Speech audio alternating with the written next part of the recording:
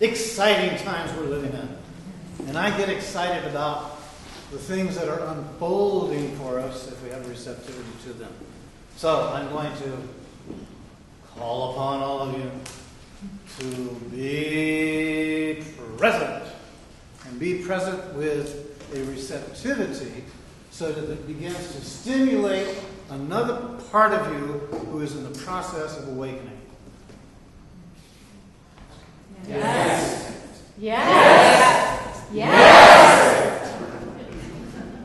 You know, there is a consensus amongst many metaphysically inclined people to look at all of this. Isn't this astounding? The detail of all of this? I mean, it's pretty convincing. But those metaphysically inclined ones are looking at this and saying, it's an illusion. Pretty captivating illusion, wouldn't you say? Especially when you consider that it is our mind who is taking this in and with our beliefs confirming just how real this illusion is. And all the while, we look around us and we see the world is self-destructing. My God, it's coming apart everywhere, even in this quiet little corner of the world.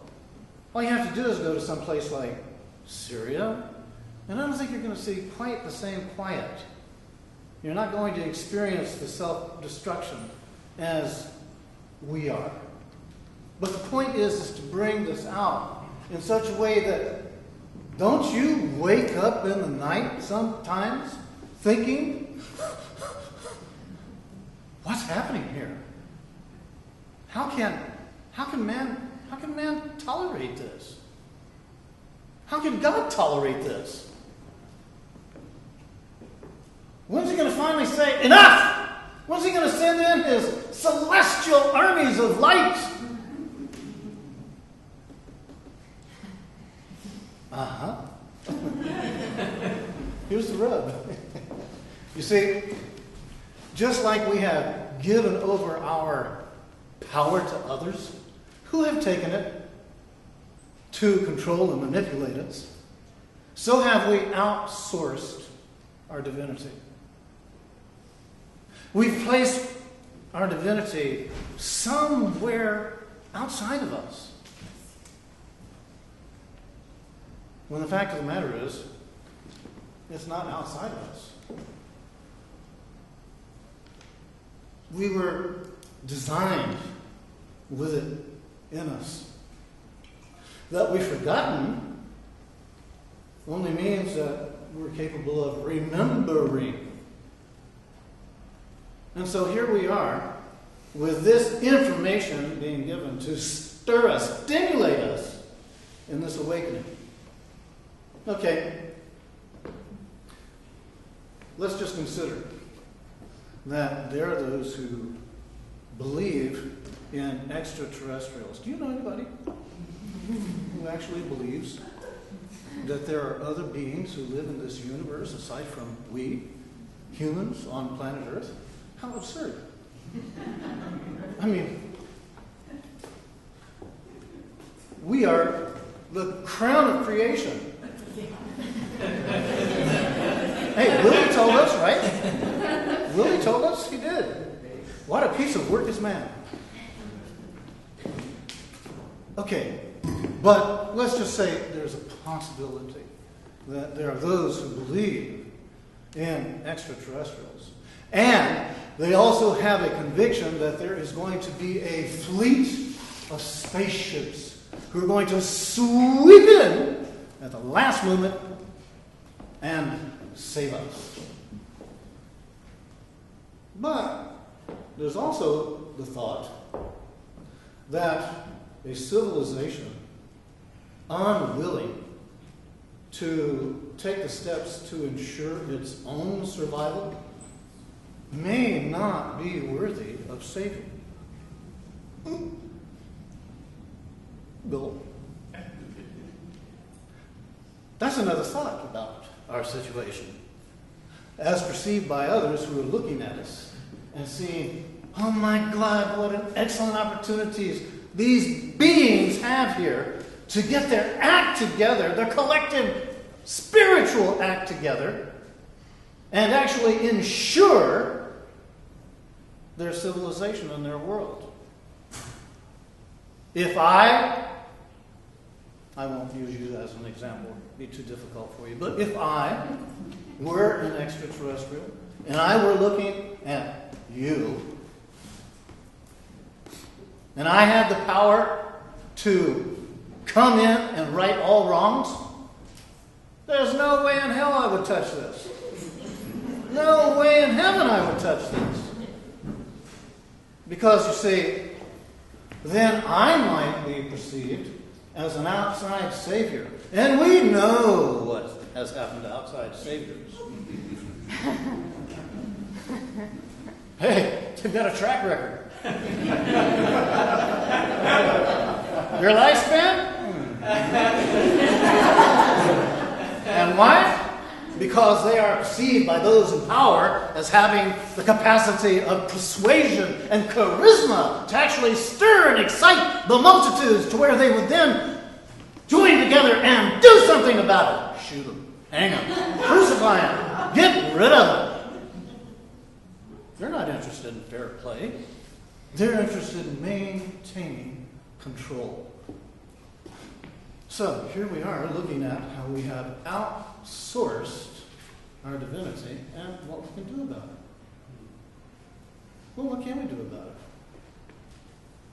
Give up? Call it a day? Go fishing? How about a drink? Snort? Shot? Drugs? Sex? There are all these things, you see, that are out there that we have been programmed to use to numb us, to dumb us down to where we then become compliant sheep. When the fact of the matter is, we have a capacity, and we also have the right and the authority to teach our body, mind, being, spirit to raise its rate of vibration and then bring it all together to where it is in harmony with itself, that then allows our divine nature to operate without interference. Now, perhaps you on some level are recognizing this, and right now you're practicing raising your rate of vibration. And you're also practicing to get your mind to where it doesn't work against you but works for you, by listening to your heart. Because you see, your heart is always going to be true. And when you are true to your heart, then you are bringing this part of you together. That then allows for the profound influence of heart honesty to touch into stilling the mind. That brings us to a place of the inclination to see our lives as a blessing instead of a chaotic condition. And when we begin to practice raising our rate of vibration, we begin to experience the results of our practice. To where if we continue with this, we're going to discover that we are the ones and the only ones we can truly call upon to save ourselves and save our planet. But you see, there's a dichotomy. And the dichotomy is there's two paths. The path of service to self and the path of service to others. Service to self? Yeah, everybody's on that bandwagon. It's all about me, baby. I want everything from me. You are only here for me. To make me feel good, make me feel happy, make me feel fulfilled. And I'm going to take advantage of everything I possibly can because it's all about greed, baby. The more is the better. Anything less, forget about it. I want everything, and I want it all now. Avarice? Absolutely. Use it, live it. It's the best you can do because it will give you the most returns. Power? Oh my God. Isn't that just the ultimate rush? Power! Control over others. Well, don't you see it in our leaders? Don't you see it in your ego? Same thing. Very little difference. So we come to see that path. And then we come to see the path of service to others. That's the path of healing. That's the path where we get a chance to actually let go of the denser vibrations that we have been choosing to be the basis, the foundation for our lives. And we step forward and we actually engage in helping others to help themselves. And it's done one person at a time. This isn't about going out and taking on the matrix to where it's all in. You did remember the little ditty about the outside saviors? A fly, you'll be squashed like a bug. You're not going to do it. It isn't going to be one power on power. It's going to be done by looking for the cracks, for the areas where you can go in and come back out. Where you can move in and do what you can do and then back out. An interesting thing with this is that Stuart Wilde, how many of you are familiar with Stuart Wilde? Okay. So he spoke of the wizards, the true wizards. Those are the ones who are able to slip in and slip out without ever being discovered. So if I were going to suggest to you to take on any kind of role that would give you a sense of exercising your power, it might be for you to become a spiritual wizard so that you can do things that will make you feel good about you being you, and at the same time knowing that you're having a positive effect that others are going to pick up on, and then, in accordance to their own receptivity, apply in their lives. Because this is how we reclaim our divinity, is by exercising it.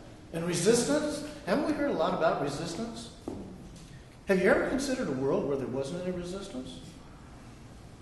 Ooh, would that ever be D&D? Dull and boring? Wouldn't that just be dull and boring? You'd reach for a glass and you go right through it. You go to put some food in your mouth, right through it. Resistance is all a part of life.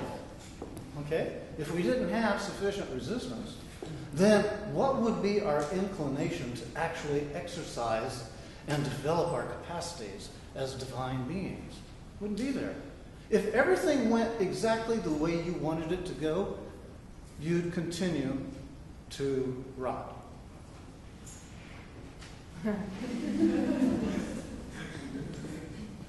Well, if you don't take care of your body, what happens to it?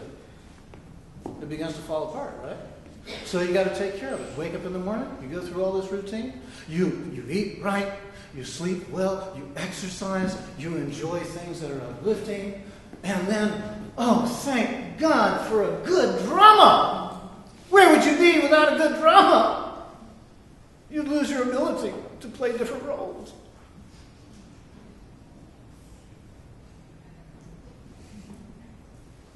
Did that get too close to home? Okay, so this is all about us reclaiming our divinity, you see. So that we look and we see that those who are perhaps operating more from the premise of dark, they're necessary to this also. Because they are providing the whole universal scheme with a balance that allows those who are seeking the light to recognize the contrast and then to choose to become conscious. So in that, you can see that everyone who is a player in this and is playing out a role is playing out something that is complementary and beneficial to the whole.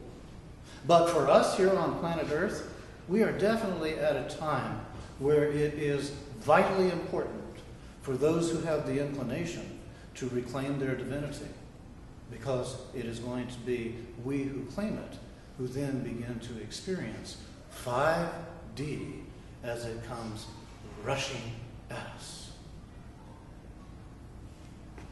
So, if this were okay for you, wonderful. If this were not okay for you, wonderful. And see you again.